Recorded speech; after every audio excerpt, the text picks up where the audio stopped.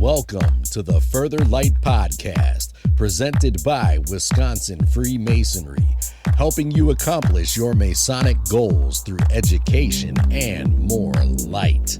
And now, I present to you, Brother Chris Ludke.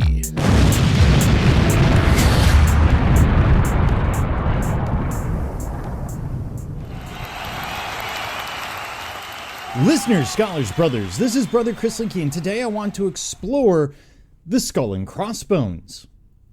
Now, the skull and crossbones are something that we have seen in contemporary society, but also going back to the medieval. Even the Greeks, the Romans would have had similar symbolism. Today we associate it with pirates, poisons, and of course Masonry. But why? Where does it come from? What's it supposed to remind us of?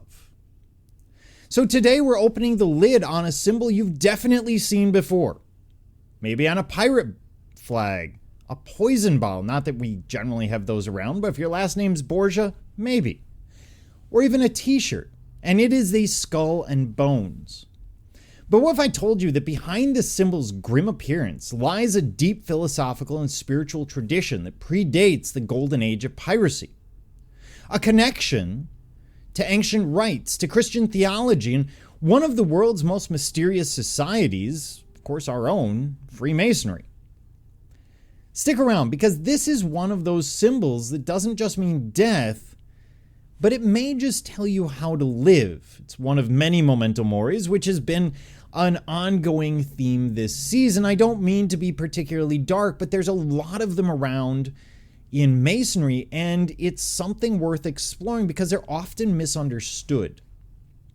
But, as always, we need to start at the beginning. And according to Socrates, we must define our ideas or our terms. So let's define the skull and crossbones. Technically, it's a human skull, typically with two long bones, either the humerus or the femur, crossed beneath or behind it, and has been used for centuries as a stark reminder of death. In Latin, it comes from the term memento mori, which means to remember that you must die, a concept that becomes very common in the 13th, but mostly the 14th century, following the Black Death, as it lands in Europe in about 1347 and travels across the continent. It changes the world, and that reminder of death, that danse macabre, which we see in art and elsewhere, is going to be everywhere. It would have surrounded them. This symbol served as a warning, a prompt for reflection. It reminds kings, warriors, and everyday folks that life is fleeting and death is certain. A message not of fear, but rather of urgency. Think about it. Every moment you waste is a moment closer to your last. And death is something that is definitely coming. If you grew up in the 90s, you're familiar with the Final Destination movies, and that is really what these memento moris are about. The fact that this could be around the corner, and you need to live your life as if it could be. Are you sitting at home and watching the latest Daredevil Reborn series? Or are you doing something with your life, trying to improve the lives of those around you? In terms of its global use and origins, the skull and bones crops up across cultures. In art and literature during the Black Death in the 14th century, it emerges alongside phrases like hora fugit, the hour flies, and tempus fugit, time flies, carpe diem, seize the day. Tombs from this era are inscribed with poetic warnings, usually over skeletons, or if it's on a tomb, just the tomb. Things like, "Come near, my friends, behold and see, such as I am, such shall you be." In other words, you see me, I'm a skeleton, you're going to be this too. Or another one from the Holy Trinity by Masaccio, painted at Santa Maria Novella in Florence around this time. And this is right above a skeleton. But above it, you see Jesus crucified, you see Mary, you see the Holy Saints John, you see God, one of the rare depictions of God, the Holy Spirit. So the spiritual above. Below, where you see the skeleton, it says, "Where you are, I once was. Where I am, you shall be." Again, a reminder that this is coming for all of us. death and taxes, two things that cannot be avoided. Art from the Renaissance, the Baroque, even the neoclassical will echo similar themes. Bernini carved death's heads for the tombs of the popes, these skeletal heads. Michelangelo, in his old age, had a skeleton painted on his stairway. And we see that reflected also in Irving Stone's The Agony and the Ecstasy, the book. I'm not sure about the movie, but this idea of Michelangelo constantly working against time. Hamilton, the musical, is all about this idea of the memento mori once again. In literature, from Sophocles to Shakespeare, the theme of mortality echoes over and over. And yes, pirates used it too. The Jolly Roger was flown to incite fear, signaling death or surrender. And it leads to a question. Why did groups like the Vikings or the pirates use these sort of images? Why did they tell people who they were just before they attacked? Why not just hide it and say, we're French? No one's going to be concerned about that. But yet, they do. Because there's a certain honor code even amongst thieves, villains, and, well, pirates. If they don't fly that flag, if they aren't honest about it, then the whole flag system falls apart. Everyone's lying and it doesn't serve anyone. So there has to be some element of honesty. But let's be clear, pirates didn't invent it. The symbol was already ancient by then, and its use on ships was more about psychology than philosophy. Some have even claimed that the Knights Templar flew the skull and bones, although we don't have a lot of evidence to support that. It's a romantic myth, like much of what we hear about our society. In terms of Masonic history and context, this is where things tend to get a little bit intriguing. Within Freemasonry, this century-old fraternal order shrouded in ritual symbolism and moral philosophy, the skull and bones finds its own sacred and solemn use. Yes, despite its reputation, the skull and bones is deeply embedded in Masonic ritual. I should point out it's more embedded in non-American Masonic ritual than it is in American ritual, but that's something I'll let you go and look for. It's found, for example, in jurisdictions where they use the Chamber of Reflection, a room where candidates are asked to sit in solitude prior to their initiation. There, among mirrors, sand timers, and candles sits oftentimes a skull or skull and bones, a visual confrontation with one's mortality. In many jurisdictions, it also appears on tracing boards or master's carpets, used in ritual, used to symbolize rebirth rather than death. So what does it mean? Well, in Freemasonry, death isn't an end. It's a reminder, rather, to live with purpose. To die without having truly lived is a Mason's real fear, not death itself. The skull is not a threat. It's a prompt. The 18th century Masonic expose, Masonry Dissected, which I've touched on here, it's written in about 1730, it's by Samuel Pritchard, 100 years before Morgan, captures this idea in poetic dialogue. There's a question or a prompt. Where do you keep the secrets? The answer is in a bone box that neither opens nor shuts, but with ivory keys. Translation, where do you keep the secrets? In the head, in the mouth. The ivory key is referring to the teeth. The representation is that the lodge, the concept of the lodge, lives within the man. The symbol doesn't just represent mortality, it represents transformation. The skull is the vessel of the mind, and the bones beneath it support the temple of the body. It's a call to wisdom, to action, and ultimately to forms of self-realization. Now, if we go even deeper, because that's what we do around here, some Masonic thinkers interpret the crossed femur bones as the two great pillars of Solomon's temple. These ancient pillars would have represented ideas such as strength and establishment, the two supports of any moral structure.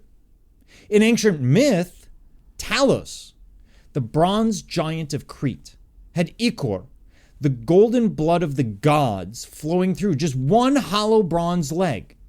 just like one pillar of Solomon's temple was said to have been an archive. Coincidence? Maybe. But in esoteric circles, symbols tend to rhyme across time. We tend to repeat ideas. Remember, we live on the shoulders of giants. We grow them a little bit further, but we don't rebirth them. Then there's the Christian dimension. In Christian-inspired Masonic orders, this memento mori, the skull or skull and bones, takes on a redemptive tone. The symbol becomes a reminder to live righteously, to prepare one's soul. In one case, and actually this is pretty broad, we see this in many cultures, many places, wine or some other libation may be poured into a human skull as a pledge or a vow, a reckoning with death itself. It's not meant to shock. It's meant to awaken. It's meant to teach a lesson.